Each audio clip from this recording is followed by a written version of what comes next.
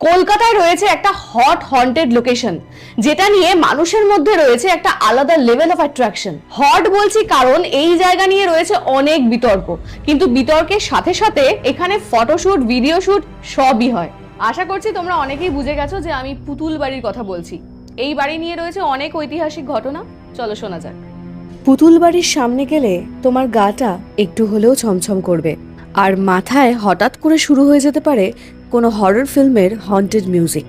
শোনা যায় বাবুদের আমলে এই বাড়িতে একজন বাবু নৃশংসভাবে একজন মহিলাকে খুন করে, আর তারপর থেকেই নানান রকম ভৌতিক ঘটনা এই বাড়িতে ঘটে। যেমন ছাদ দিয়ে হেঁটে যাওয়া, সিঁড়িতে কারুর চলার আওয়াজ, কারো কান্নার আওয়াজ, এগুলো লেগেই থাকে। এছাড়াও এই বাড়িতে আরও একটা ঘটনা আছে। এই বাড়ির যিনি মালিক ছিলেন তার মেয়ের নানান রকমের পুতুলের কালেকশন ছিল, তার পুতুল খেলার শখ ছিল। হঠাৎই একদিন তার রহস্যজনকভাবে মৃত্যু হয়। এছাড়াও এই বাড়িতে রয়েছে আরেকটা গল্প।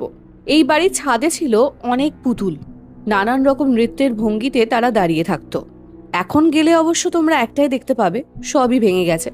একসময় শোনা যেত যে এইসব পুতুলরা নাকি মধ্যরাত্রে নাচ করে। তাছাড়াও আমার একজন দুজনের মুখে শোনা যে এই বাড়িতে নাকি একটা ঘর লাল কাপড় দিয়ে বন্ধ করা আছে।